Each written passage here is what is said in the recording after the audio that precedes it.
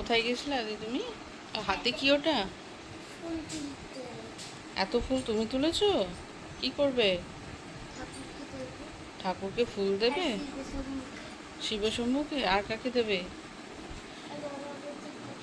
গণপতি বাপ্পাকে? হরে কৃষ্ণকে? সবাইকে দেবে? আচ্ছা, তাহলে এটা এখন ঠাকুর ঘরে রেখে দিয়ে এসো।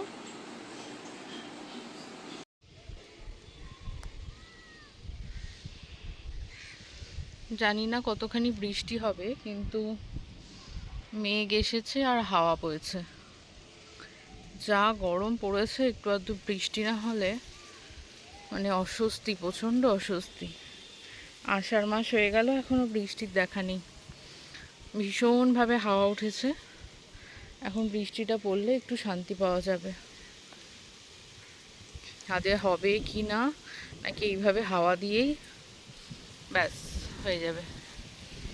খুব সুন্দর হাওয়া উঠেছে। আদির পাপা সব ঘুমাচ্ছে, এই ফাঁকে আমি ছাদে চলে এলাম টুক করে একটা ভিডিও করব। আর ওইদিকে জামা কাপড় সব মেলা আছে, সেগুলোকেও তুলে নিয়ে যাব। আর আমাদের অ্যালোভেরা গাছটা কত মোটা আর বড় হয়েছে। বৃষ্টি পড়ছে টিপটাপ করে মনে হচ্ছে।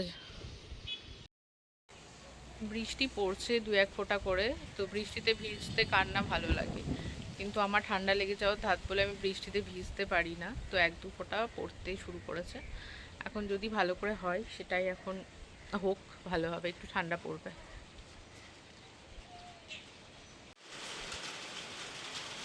সবে শুরু হলো বৃষ্টি, দেখে তো মনে হচ্ছে যে বৃষ্টিটা হবে না, আরও বেশি গরম পড়বে আর কি।